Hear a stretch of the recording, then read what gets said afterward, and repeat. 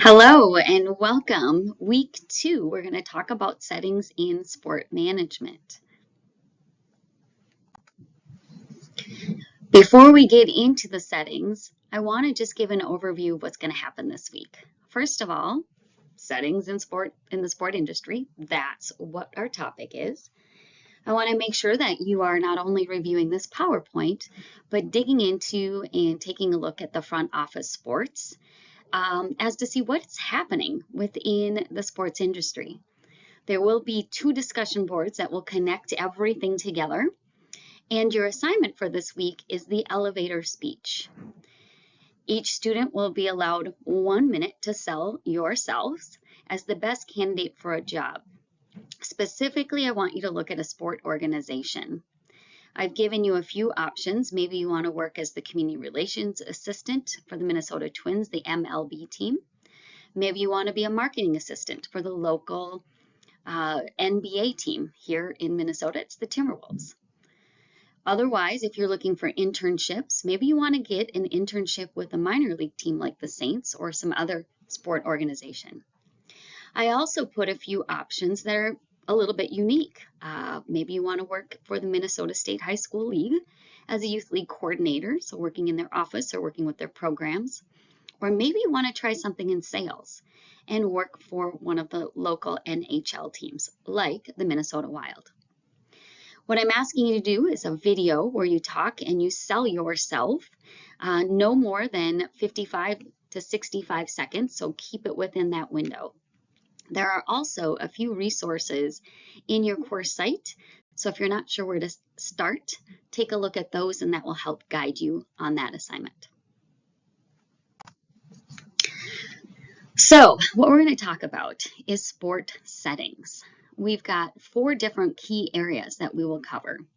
The first one will focus on youth and community sport. The second is interscholastic, which is a fancy word for high school. The third one is collegiate. The fourth is professional sport. So today we're going to look at youth sports. Origins of organized youth sports. How did it all start? Well, first of all, it started or emerged in the 20th century, so in the early 1900s. And we saw the focus of youth sports then was on masculinizing boys. So taking our young men and making them stronger, tougher, with more endurance. Organized youth sports grew rapidly in our industrialized countries after World War II. So you get through the mid-1900s and we start to see more youth sports. The programs here in the U.S. really emphasize competition because we wanted to prepare our young men for future success. Generally, girls were not included in the youth sports movement until Title IX, which was in the 1970s. So what kind of trends are we seeing in youth sports today? There are 5 we're going to focus on. Each of these will be covered in the upcoming slides, but just a quick overview. We're going to talk about the organized programs becoming privatized. We're going to talk about this emphasis on performance ethic. We will talk about elite training facilities and the growth there. We'll talk about parents and how there's some trends in youth sports that focus on parents. And then the last one is the look at alternative sports. So let's look at number 1, youth sports and the types of sponsors. Knowing that we have all sorts of organizations offering youth sports. We've got public, tax-supported community sports and rec programs. These are nonprofit. They're not expected to bring in an excess of money or profit. And they are 501c3, which means they are tax exempt. We also have a similar structure with some private organizations where they are offering sport and or rec programs. They're also nonprofit and they are 501c3. Again, not expected to turn a profit. Any money they make goes right back into the organization to serve the community. And then we have the private commercial sport and or recreation programs that operate for profit.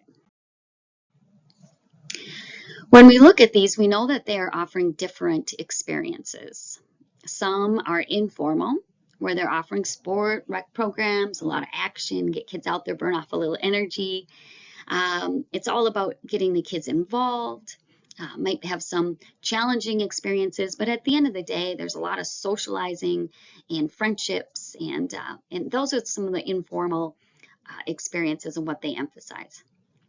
Then there's the more formalized sports, and we've got formal rules, you've got set positions, we've got status, we've got outcomes, and this is often guided by adults. When we talk about privatized youth sport programs, we've seen the growth. So if you think about in your own communities, what kind of youth programs are offered, you might see some foothold soccer or specific like more elite programs that are being offered to people who have a little extra money, want their kids to get more involved, work on honing in on their skills. So we've seen an increase in this because a lot of the publicly funded programs have had their funds slashed or reduced. So what we're seeing is these private youth programs, specifically more in the middle and upper income areas, where they can target families that want their kids to get better, right? More skill development. One of the challenges here is it's not necessarily looking to serve everyone in the community, might be focused on those with money. And again, not committed to gender equity, right? It's not like they have to follow in a private business. They don't have to follow Title IX. These private programs are about making money, right? They want to make some money.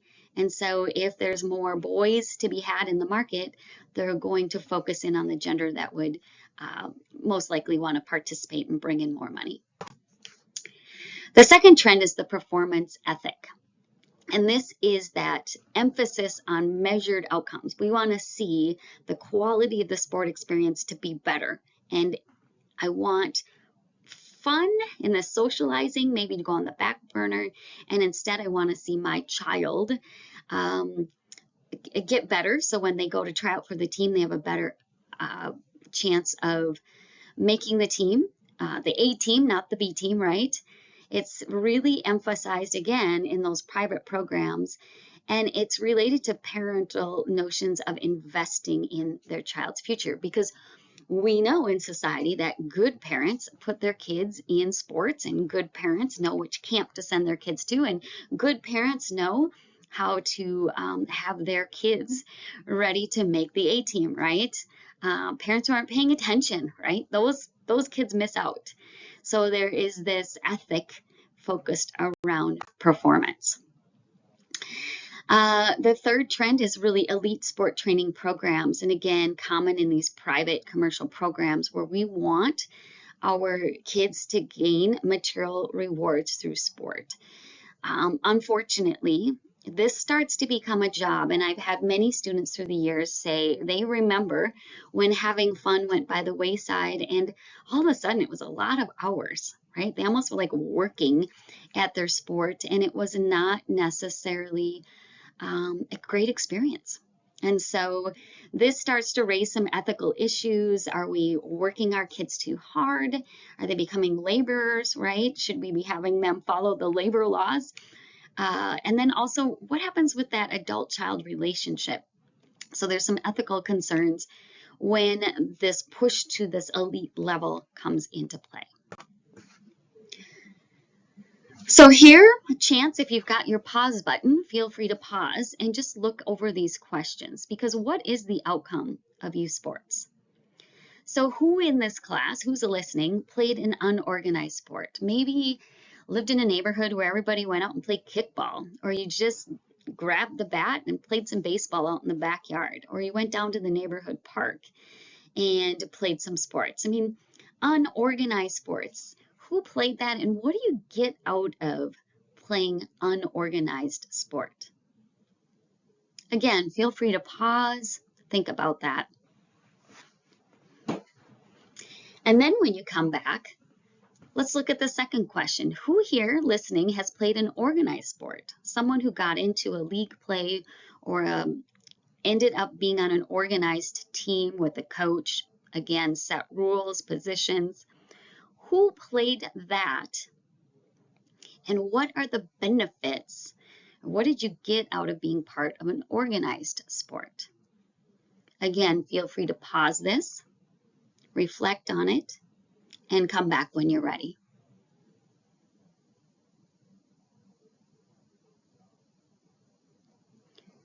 And as we come back, some of these organizations might have been publicly funded, some of them privately funded, some for profit, some not for profit. But when we look back, what did we get out of playing unorganized sports versus organized sports? The most common answer that I hear is the unorganized sports give us a chance to just be kids, to communicate, to kind of fight out our disagreements, right? To pick our own teams, to move around, just to have fun and build those social relationships and those skills. What do we get out of organized sports? Well, respect for adults, understanding strategy, play, positions. I personally think it's kind of good to play some organized sports because you learn the rules of a game. Then if you move on and you become a fan, you know a little bit of the ins and outs behind the scenes. It's good to be in an organized sport as you're growing up and progressing through life because you learn how to maybe follow the rules. You learn how to be disciplined and multitask and be organized. So there are benefits of both. Different outcomes, according to our textbook, or my textbook, right, is that informal sports really emphasize these interpersonal decision-making skills. Teaches us cooperation, teaches us to improvise. What do you do when 10 kids show up to play baseball? What do you do when only 5 kids show up to play baseball? How do you have 2 teams? So you get good at problem solving. We move into the formal sports, and here we have the adult authority figures. We learn rules and strategies, and it is rule-governed teamwork and achievement. So different outcomes emphasized within those two. The fourth trend we want to talk about is parental involvement. What happens with parents? How are they involved in youth sports? We see them as coaches, some volunteer, some paid. We see them as volunteer board members often, helping out with youth sports. They'll help with fundraising, right? Organizing team events. And there's a lot of ways parents can get involved in youth sports. But we know that there are some concerns, right? We want to make sure that parents are involved for the right reasons and not necessarily just to get their child to make the team they want them to make or to pull some strings behind the scenes. And so if you are working in a youth sports program, you want to keep in mind, why are people involved? Why are they offering to coach? Why are they on the board? How do you get them involved? And how do you keep them motivated to stay involved, even if their child doesn't make the team they're hoping that they would make?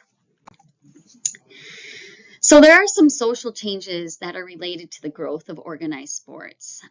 We see, again, back to that parental involvement, there's a lot of families where both parents are working. And so how do we accommodate youth sports with that in mind? Because as I mentioned earlier, good parents, right? Good parents have their kids involved in youth sports. We believe as adults that informal activities provide occasions for kids to get in trouble. So if it is just going out to the park and kicking the ball around, is there a possibility that there's some danger in your neighborhood park, right? And so what we're doing within youth sports is we're trying to have a little more structure and a little more supervision, because we don't want this to be downtime or free time or exposure to, like we said here, a dangerous aspect within our community.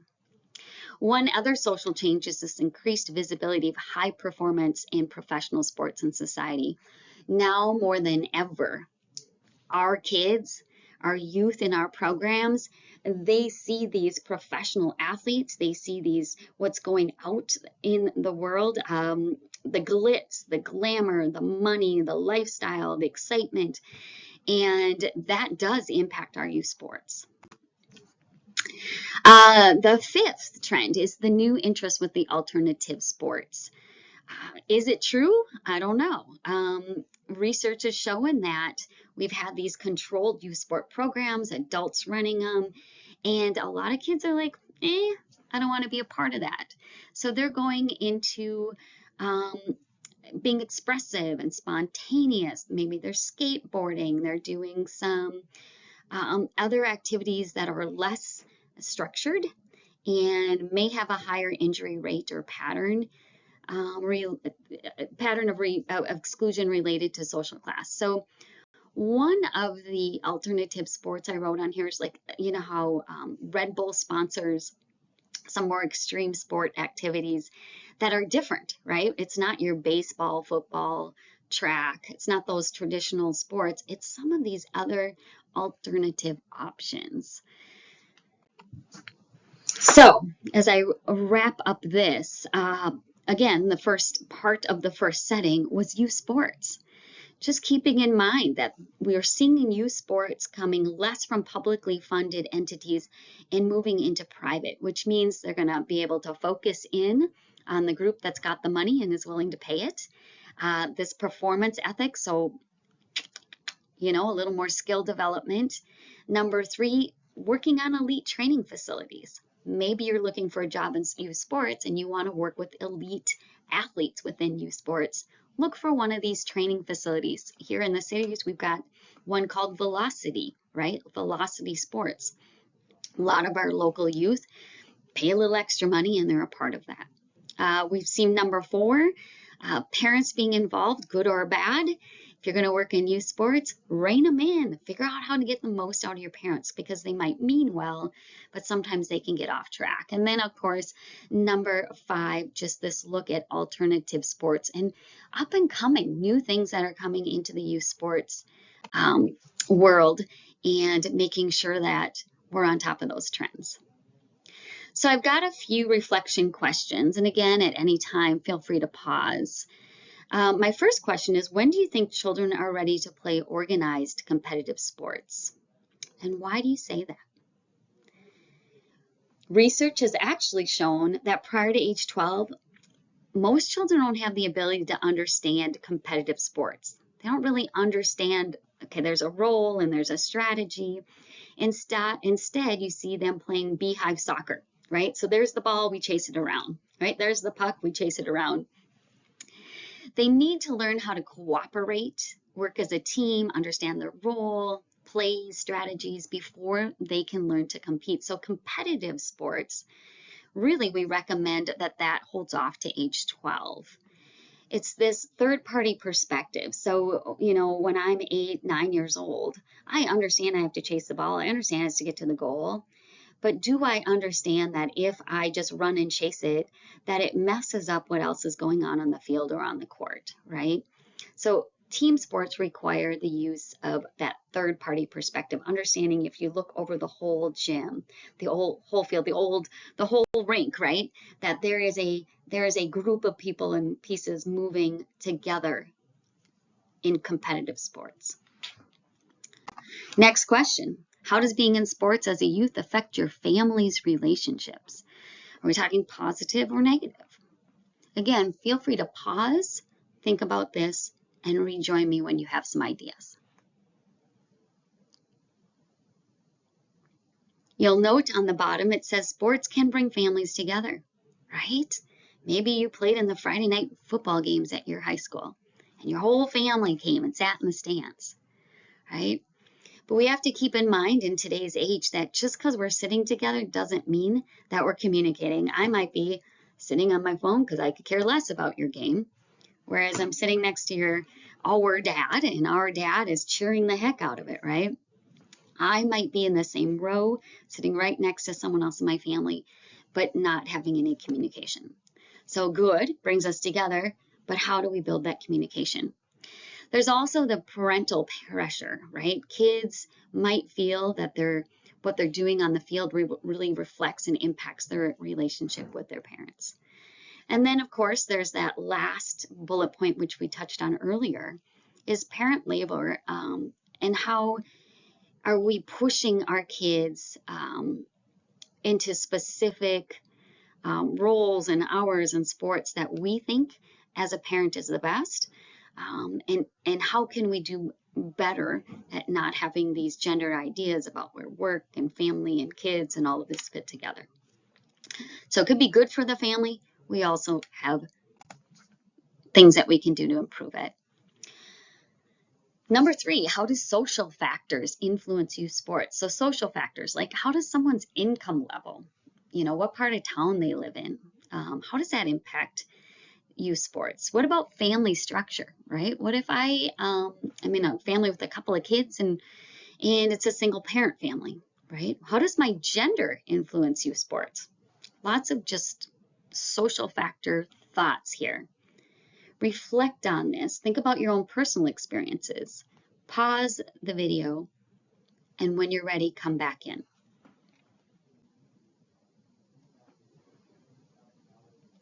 And as you come back in, you'll see my bullets at the bottom.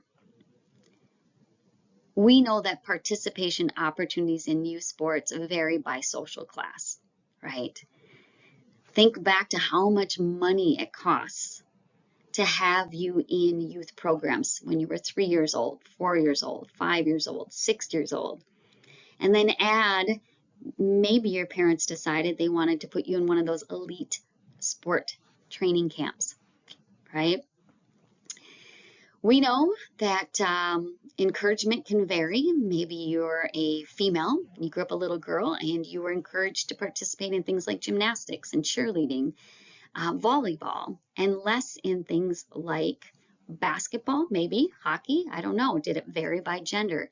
That would be a social factor that influences sport participation for kids. And then also the ability disability. Did you have some really good abilities? Did you have a disability? If you have someone with disability in your family or you yourself, you maybe found that you were not able to participate. So social factors can definitely impact youth sport participation, right? And those self-perceptions, those social consequences of participation, those will vary. All right, question number 4, last one, chance to reflect. How can we as adult leaders in youth sports create positive opportunities for kids? And what does that look like? Oof, high-level thinking. High-level thinking.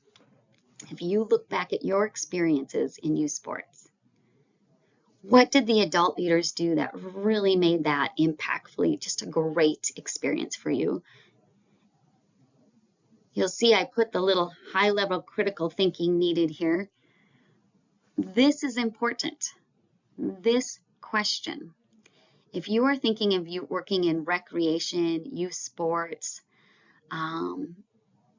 think about this. What can adults do to make this positive youth sport opportunity for the community? If you can think through this, come up with some really good ideas, you can share that in your next interview. All right, so that brings us back to the sports setting slide where we talk about 4 different areas, having just finished youth. So let's move on to the second part of this, community sport. What is it? By definition, it's organized physical and recreation activity based in a community, a school, or a local organization. It can be recreational, right? It can be a lot of fun, or it can be competitive. But the focus on community sport is people as participants. So if you love working with groups of people, impacting your community in a positive way, kids all the way up through seniors, community sport might be a setting you would be interested in working in. So let me give you a little bit about the history. The origins are kind of difficult to condense because depending what community you grew up in, your community sport looked very different. Just like when we talk only about youth sports, wherever you live, your gender, your social class, your race, your ethnicity, your family background, all those social factors would impact the community sports that you participated in. So when we look back, we can see that before the 1800s, Americans rarely participate in physical contests, right? We wouldn't say we had sports before the 1800s. Instead, people were busy working the land, clearing land, building houses, working their farms, working in factories, things that were physically demanding. And so why would they choose to go for a run or physically join a sport, right? But then we got into the 1800s and we said, okay, now we're seeing some contests. We're seeing fishing, hunting, snowshoeing, rowing. We're seeing contests with wager sports like prize fighting, horse races. There's foot races, and I have a little note here to mention in 1835, there was something called the Great Race. If you're someone who loves history and you want to look it up, in 1835, someone said, hey, we're going to have the Great Race, and anyone who can run 10 miles in less than 1 hour can have $1,000. I mean, $1,000 is a lot of money today. Think about how much that was in 1835.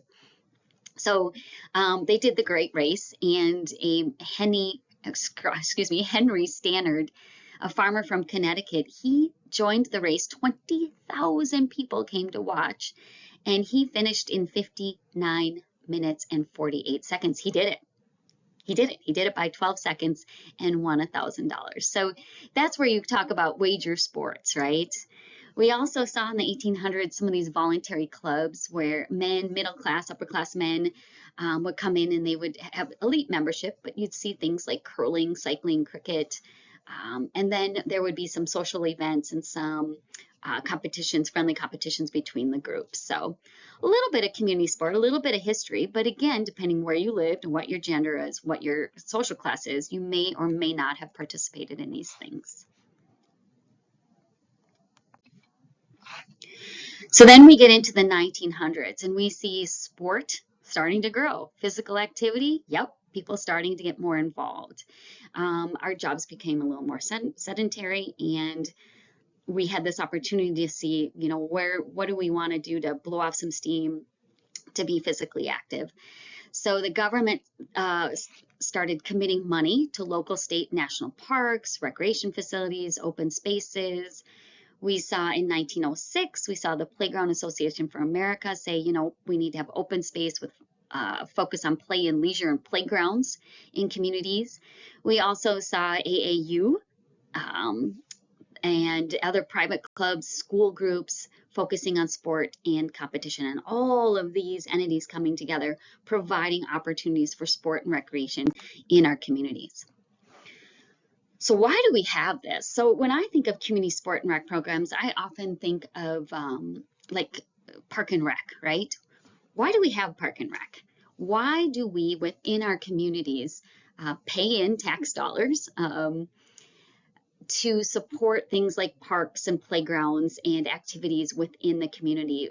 Community events, everything from the local softball team to cricket in the park to the community festival. Like, why do we support that?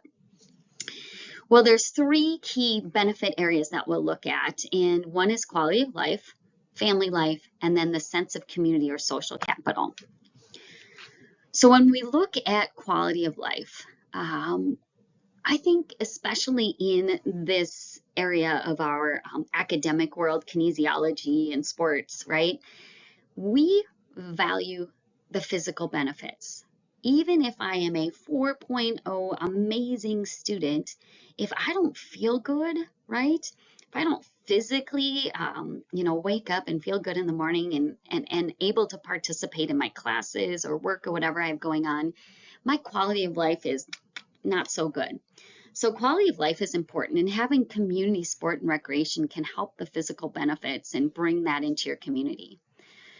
Research has shown that when you have a better quality of life and people more physically active, psychologically, emotionally feeling better, that the work productivity is better and people are absent less from life. So there's a lot of benefits to having community sport and recreation as just part of your everyday life. We also know that community sport and recreation extends way beyond just the individual, right? So if I live in a community where the Park and Rec program puts on let's say every Wednesday night, something in the park, arts in the park. They have music, they have fun games for kids, right? You can bring seniors and they can sit in their lawn chairs and socially engage. I mean, all of a sudden there's this whole greater sense of belonging, and we're just kind of brought together through participating, whether we're watching it or we're hands-on in the activity. It's nice to have something that we can do as a family. And that connects right into number 3. The third benefit of community sports and recreation is to build that sense of community in the social capital. A lot of people have really this belief that when you bring in an activity, an event, an opportunity for people to come together, that creates glue, that really holds the people in your area together, right? It's how you develop trust and social ties, and you get to know each other. So at the bottom, I posed a question. If you worked as a sport director, let's say you worked at the local Park and Rec department, and you're the sport director, and someone came to you and said, hey, you know, we've got this national tournament or the statewide tournament. We're hoping that you would host it in your community. What would be the benefits of doing that? Would you choose to do that, or would you not? Again, feel free to pause this and then come back after you've thought about it.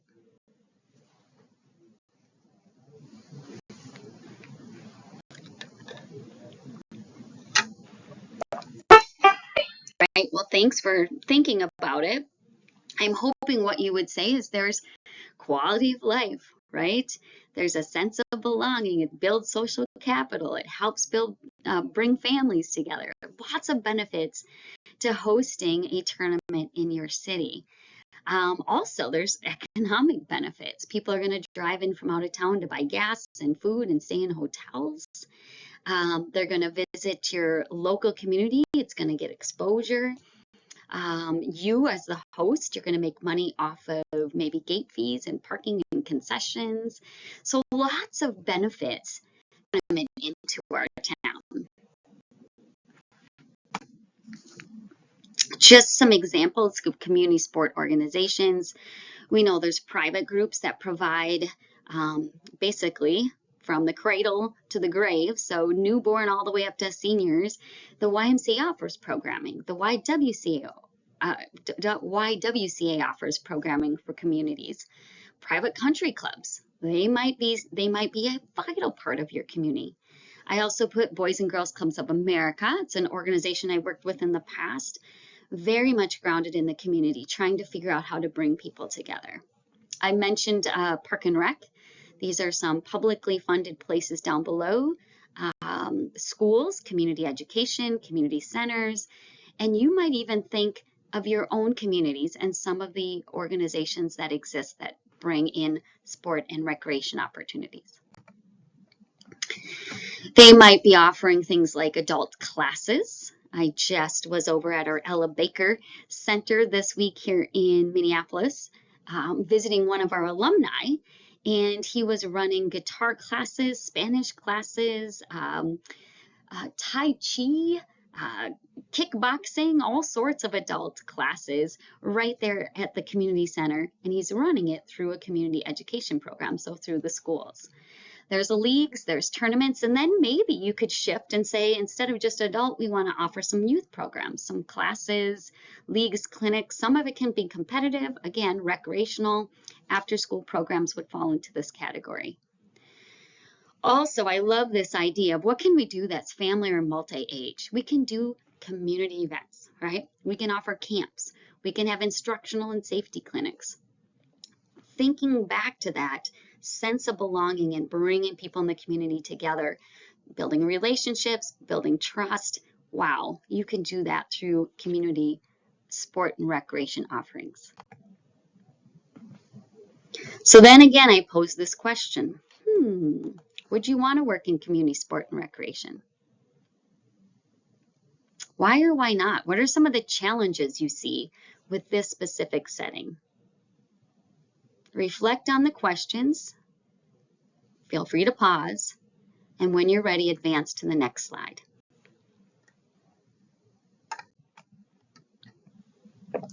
Some of the challenges that I have identified are, number one, your structure and your delivery systems are varied. If you are a creative person, you love excitement and bringing ideas to your community, this is not a bad thing. This is a good thing. If you're someone who is more cookie cutter, needs a lot of instruction, and you want to know how to do things right and wrong, this might be a challenge because this is varied. Depending on what community you live in, you could have different expectations. Keep in mind, bullet number 2, that you have some paid staff members, but a lot of volunteers help in community sport. Volunteers can be great, right? But they also need to be managed just like a regular paid person. I made a note here about boards. I worked in community sport and recreation. I've got boards, volunteers that help manage. Sometimes they're paid a small stipend, but they're pretty much volunteers. And they help manage the organization and the programs. That can be challenging because they might have their own ideas, right? And they're coming in and they're giving you ideas. So keeping that in mind, you would likely within community sport be working with boards. And then that ties into that last one as well, where special interest groups or individuals might get overly involved, right? They might volunteer and then think that they have more say than they really do. And so keeping that in mind, how much we appreciate people volunteering, helping out, serving on boards, and being part of our community sport offerings, we still need to appreciate them and then train them and then manage them.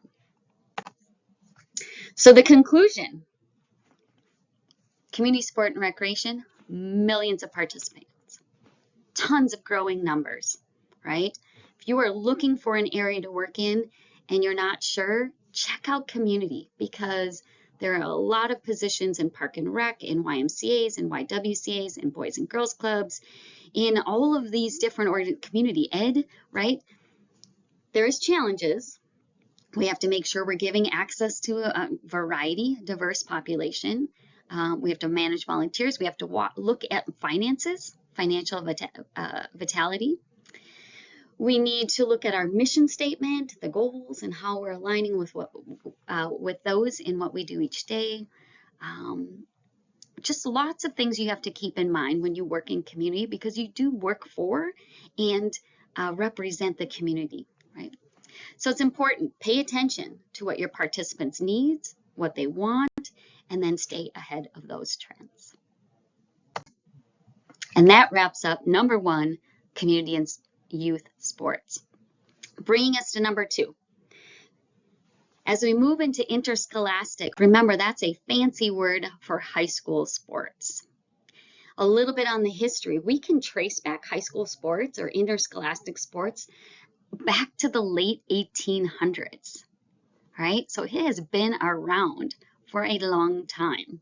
Today we're seeing hundreds of thousands of people working in high school sports in the U.S. They're working as coaches, administrators, trainers, facilitators, facility managers, program directors. I mean, there's a ton of opportunities if you want to work with high school kids. It's a $15 billion industry, and I just checked the stats. There's nearly 8 million high school students in athletics. That's like 57% of high school students are involved in at least one sport.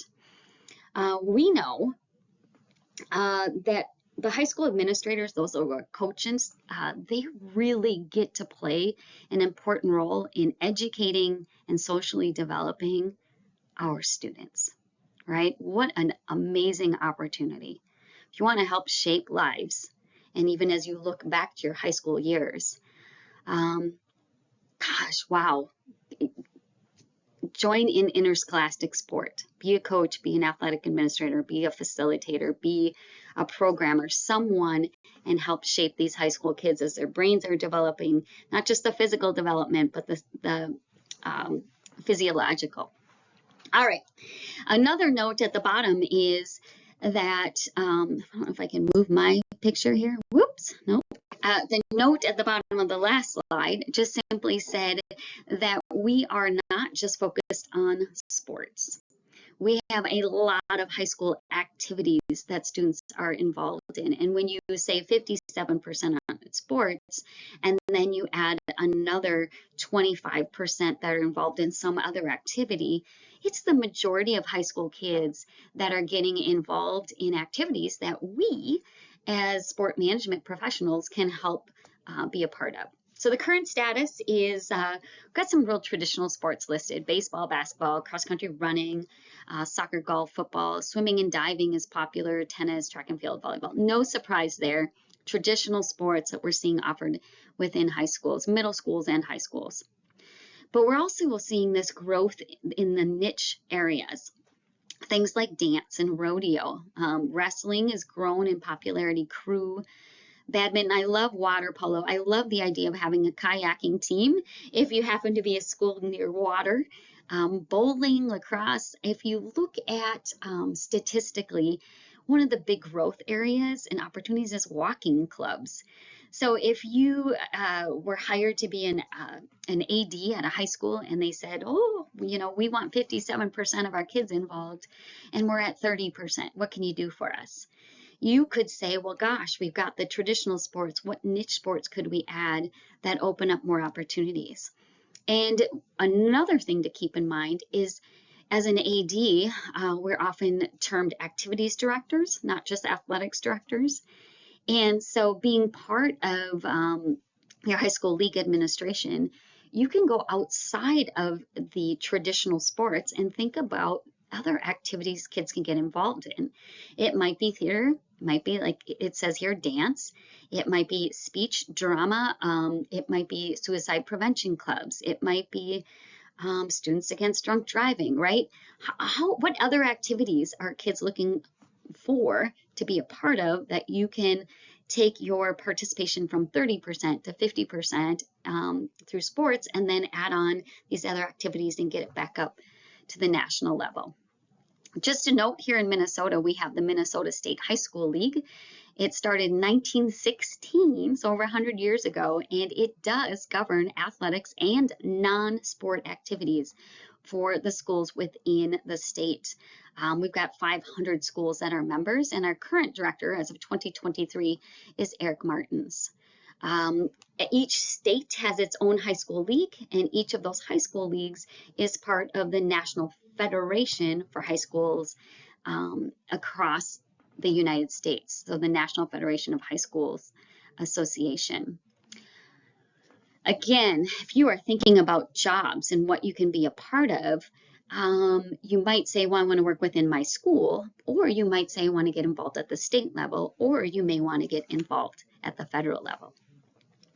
Some of the benefits, wow, benefits: higher esteem, leadership skill development. As we get up in our age into the higher teens and we get to compete within interscholastic sport, that's good for our development, our mental, our physical, our emotional.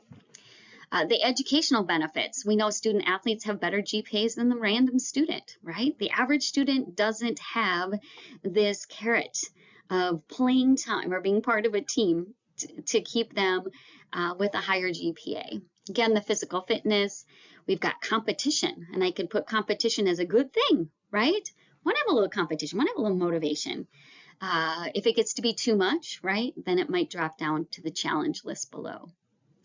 There are challenges to interscholastic sport. It's not all good. There are some things we need to be aware of. Number one, access. You can only have so many players on your basketball team, right? So if you've got 100 kids who try out, how many can you realistically put on the A team, right? So access is limited. Funding, money is always a challenge. Leadership ethics, making sure you have a good leader, someone with ethics that represents your school and your program. Commercialization, we're seeing this in some of the programs across the nation.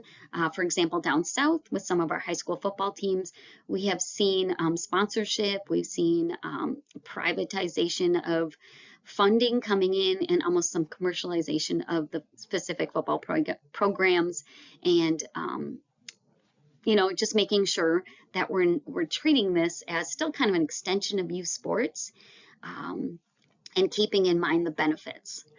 Specialization, number one challenge when I talk to college kids and they look back at their high school years. Specialization, wow, what a challenge. They were told when they were in 8th, 9th grade, you can't play 3 sports, you need to pick one, right? If you want to be on the A team, you need to only play this sport year round. And with that, I mean, if you love your sport, that's great. But at the same time, you might get burned out. So the specialization is a piece. Any other challenges? We've got exploitation there. So taking advantage of the high-level athlete in high school again. I don't know if you can think of any other benefits or challenges. Feel free to shoot me an email if you think I can update this list.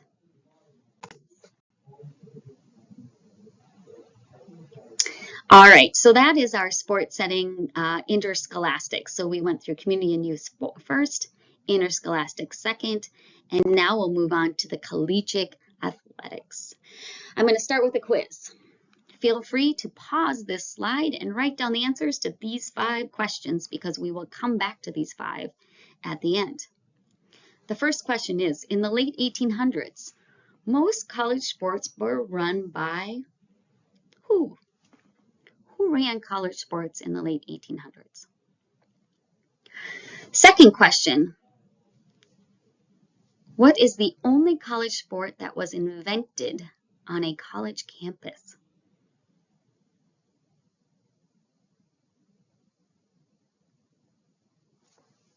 Question number 3, in 1906, the National College Athletic Association, it was started in 1906, renamed to be the NCAA in 1910.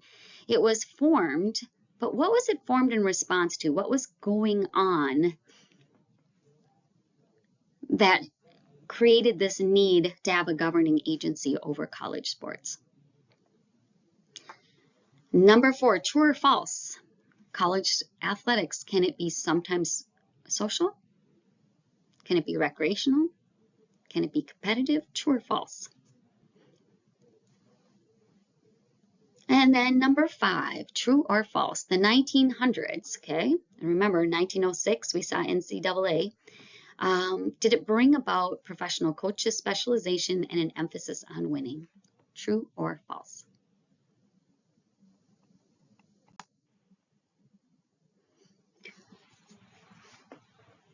All right, let's look at the first slide. And when I talk about college athletics, I want to make sure I cover 2 parts. We've got the recreational piece, right? And we've got the competitive athletics piece.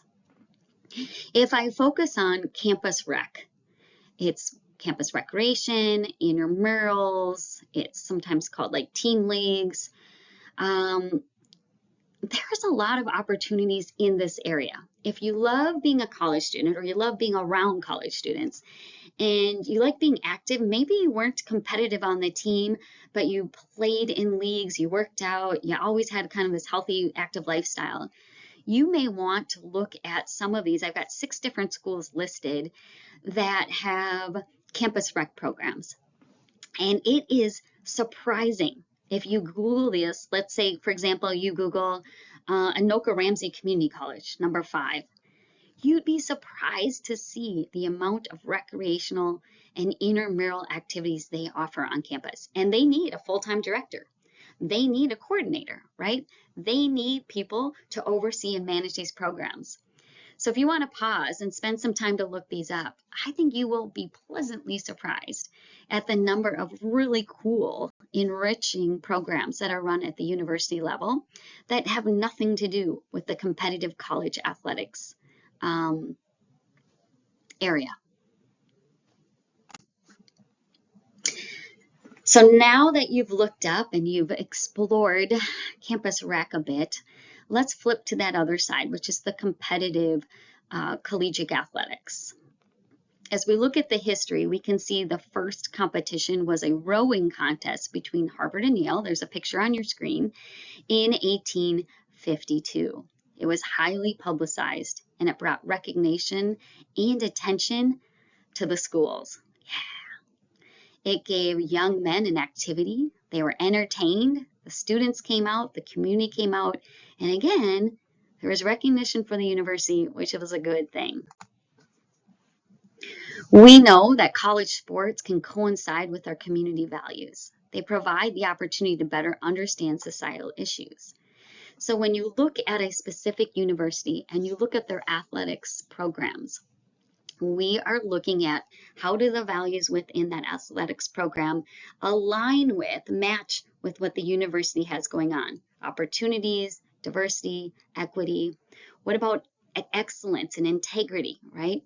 What does the leadership at the top look like, the leadership within the program, and the leadership within the student athletes? It focuses on things like service, right? Humility. You'll see passion and innovation. You'll see this support for, the perseverance, the unity, the responsibility of the teams and the players on the team. So a lot of the values within, from the top down within the organization, can be reflected in the athletics program. I worked for many years with the athletic director at the University of Minnesota, Joel Maturi, and he always referred to athletics as the front porch of the university. He said it's where people who have nothing in common can come and sit together. It brings the community in. You see the common logo they might be wearing. They know the song, they wear the colors, there's a lot of pride, and it has that visibility piece that comes with it. So one of the quiz questions is, what's the only sport that was invented on a college campus? And the answer here in America is football. It was a combination of soccer and rugby, and it took place in 1869 between Princeton and Rutgers. This picture here, of course, is not from 1869. This is a more recent picture here at Concordia of our football team coming out of the tunnel. So just as today, college sports then, back in the 1800s, did not exist without problems. In fact, from 1890 to 1905, so during a 15-year span, 330 men died playing football. Okay, did you hear what I said? 330 men died playing college football in a 15-year span. That's a lot, right? That's a lot. That's unheard of. So the president at the time, Theodore Roosevelt, said, we need to study what's going on in college sports. We need to figure out how to put some policies into place, because if our college students are playing a sport, we want them to be safe. We want them to be healthy. We don't want them risking their lives, right? Injury and lives. So they studied it, and in 1910, right, we had the NCAA come together. And it really looked at things like eligibility. What do you need to have to be eligible to play college sports and to continue playing? What are the length of your seasons? How many contests can you have? That focus on health and safety, and then ethics. Setting those values, setting those goals, setting those personal things that are so important to us within college athletics, and coming up with some standards. In 1956, the NCAA divided into two divisions, so 1 and 2. You can see here, Division 1 had longer season, so more games. They were able to give more scholarships and have more coaches. Division 2, like we are here at Concordia, was the second set, and again, just little shorter seasons, therefore less games and less scholarship money to give out. In 1973, the NCAA said, we're going to add a third level. Division 3, which is no scholarships, again, a little shorter season and fewer coaches. Just a quick flip within that time period, looking at what was going on with women's sports. And we saw in 1969 to 71, for just a few years, there was the CIAW. And that was the Commission of Interscholastic Athletics for Women. And they hosted a basketball tournament, right? They hosted a basketball tournament and really brought attention to this concept of women's sports at the college level. In 1972, we saw Title IX pass, brought more attention, more focus to gender equity within educational settings. And we then saw CIAW switch to AIAW. And then in 1982, the NCAA said, you know what? Women are trying to do this separate championship. We're just going to take this in underneath the NCAA's umbrella and have it run as part of our programs. That Title IX that was passed in 72 is a civil rights law, and it's part of the education amendments. I just took straight out of the legal site Title IX verbiage. Again, I said it's about gender equity in educational settings. It says no person in the United States shall, on the basis of sex, be included from participating in, be denied the benefits of, or be subjected to discrimination under any education program or activity receiving federal financial assistance. Sounds fair, right? Doesn't matter if you're male or female. If you're in an educational setting that the government is financially supporting, that doesn't matter if you're male or female, you're going to have equal access to the resources. I always am just a little taken aback that we needed to make that a law. You would think that would just be a standard, just a given. So as we look at sports today, and we look at college athletics, women are still battling today. There's some areas where we still don't see that gender equity, such as in media coverage, a lot more media coverage on the men's sports within colleges than females. Less coaches are female, significantly less of the athletic director or the administrative roles are filled by women. So yeah, still opportunities out there. Important dates in collegiate athletics. 1952, we were able to offer scholarships. 79, ESPN launched. Not that long ago, right? Seems like we've always had that. 1984, the court decision upended the NCAA national TV contract. Big deal. So when you look at media, right? We got the college football championships, got the Big Ten Network college football playoffs. A lot happening there, and still, I got the question mark because still to be determined, still restructuring. I did add the 2021 name, image, and likeness. Big date.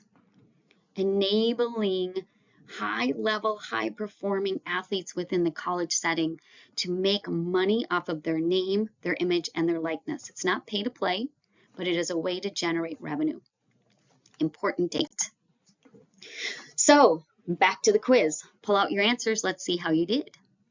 In the late 1800s, most college sports were run by the students themselves, right?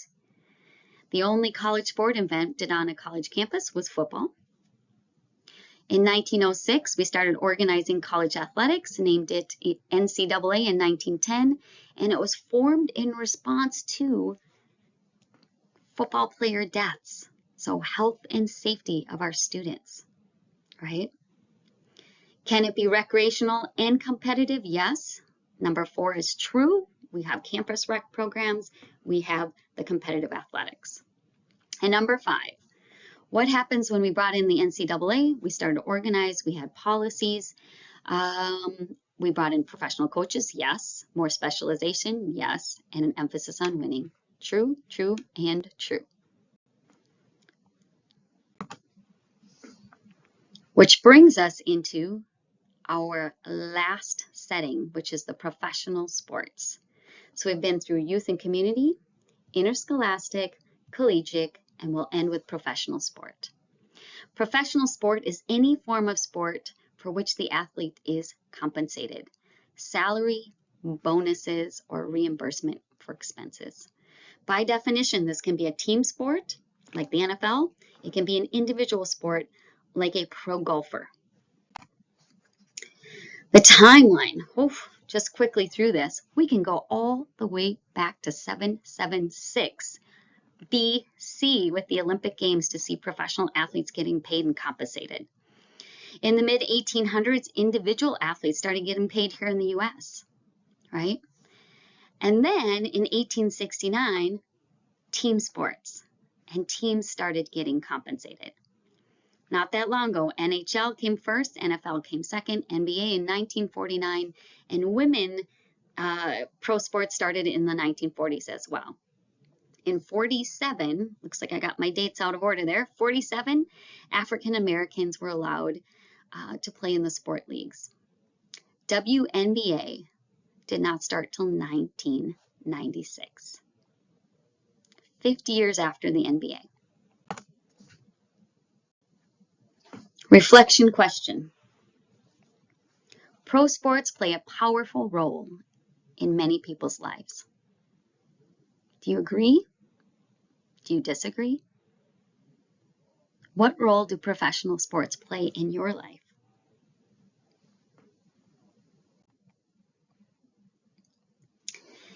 As we think about that question, I want to share with you what one of my students said a few years ago. She said, I have kind of this awkward relationship with my dad. But she said the one thing we do is we sit down and watch the Green Bay Packers on TV for every game. She said it's the one topic, it's the conversation, it's the interaction that I look forward to the most with my dad. So what role does professional sport play in her life, right? Is it a single athlete that motivates you? Is it a team you just can't miss the game? Is it the social interactions around the events, right? Think about how professional sports impacts all of us, even if you're not a fan, right? How does it impact the people around you? How does it impact your work? All right, because we know, as this slide says, pro sports is big business. It's not like any other business out there, right? I always joke, nobody paints their body purple and gold when they go to buy a washing machine. But they go to the Vikings game and I don't know, the wigs come out, the chains are on. Revenue sources, we know there's a lot of money, media contracts, wow, gate receipts, licensing, merchandise, and sponsorships, all sorts of things are really generating and driving the money up. I put a note here that this radio broadcasting sports, just the money made out of media in pro sports is phenomenal. An important note is that in '61, the Sports Broadcasting Act gave the sport leagues the exemption from antitrust laws. If you've taken the law and sport class 391, you might know this, but it means that they can even make more money. So how much money do players make? That's just a piece of the revenue, right? A piece of the expense. I just found this. This is from 2023, and it said NFL player salaries can go from like $750,000 to $52 million per year. Wow, right? NBA players, they make $1 million to $52 million, right? MLB players, same thing. They're making hundreds of thousands, millions of dollars. Feel free to pause this and read through it if you want to get into the details.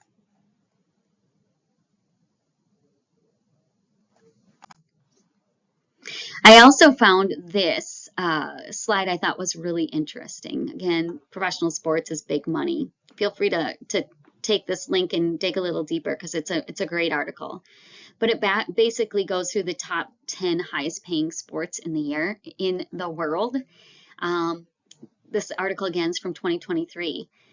But what's surprising to me is, I know we think football, right? We think basketball, but boxing being number 2 might surprise you a little. So again, feel free to pause, dig into this a little more, and jump back in when you're ready.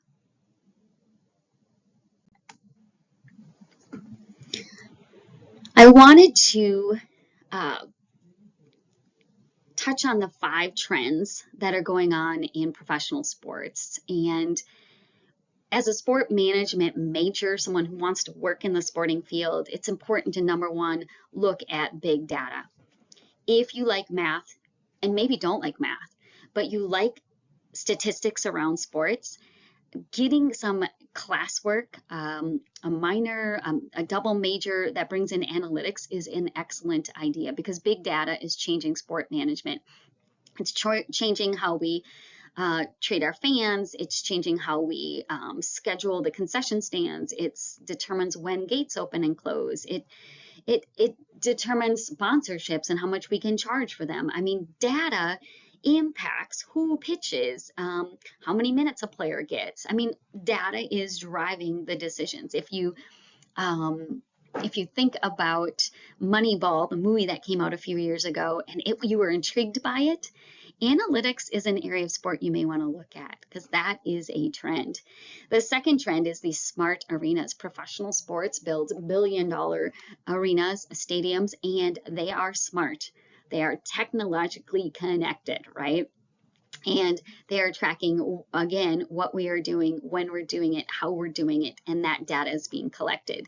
Me as a fan, if you look at number 3, going into a smart arena and thinking about the technology, how do we, as professionals working in the field, how do we connect and get a deeper fan engagement? So while we're at the stadium, right, they can engage us in certain ways, but what if I don't go to the game?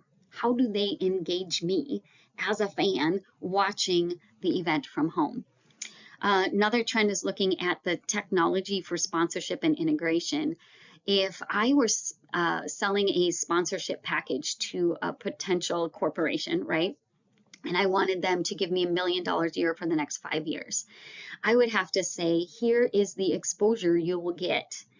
Each year, the number of minutes or seconds that fans will see your logo, or your corporation will be part of our activities, and I would be able to, I'd have to monetize that in order to sell the package. And then the last one is globalization of the home team. Wow. I mean, social media, technology, people all over the world can watch our pro teams. And how do we bring that so that our home teams become a home team for someone who's in China or Japan or in Africa? So globalizing our home team. This is my favorite slide, right? Oh, everybody wants to work in pro sports. Everybody. I have a lot of students who've gone on to work for professional sport teams, and it's an amazing ride. It's got tons of opportunities, and in fact, I marvel at the job titles that they're getting, because like I wrote here, there's many new positions out there each year. I didn't even know that there were jobs in some of these areas, and my students are going out and getting jobs and telling me their titles, and I'm like, I didn't know they had someone specifically. For example, I have a student who was she's the executive assistant for the director of business for the Minnesota Twins. Okay, executive assistant, director of business. Couple of titles out there, and just having the understanding of knowing if you want to work in professional sports. Might not be a glamorous title, just get your foot in the door. Start as an usher, sell some tickets, work customer service or guest services, and see what part of it that you like, because there's a lot of opportunities. Which brings us back to where we started a little over an hour ago. So thank you for listening. 4 different settings: community and youth, interscholastic, collegiate, professional. And that's where I'm going to wrap up. But I'm not going to end without saying there are other settings out there. These are the main 4 that we find when we work in the career space. But you might say, well, I want to do more global, some sport tourism, right? I want to work around a specific event and do all the activities around it. You might say, I want to work in retail, right? I want to work for Dick's Sporting Goods. I want to work for REI. I want to work for a sport and recreation retail site. Otherwise, Olympic sport should be on this list. I just don't get too deep into it, but I will mention that is an excellent setting as well. And there's probably others out there. Feel free to send them my way. Thank you so much for listening. I appreciate you taking the time to listen, pause, reflect, and I look forward to seeing your discussion boards.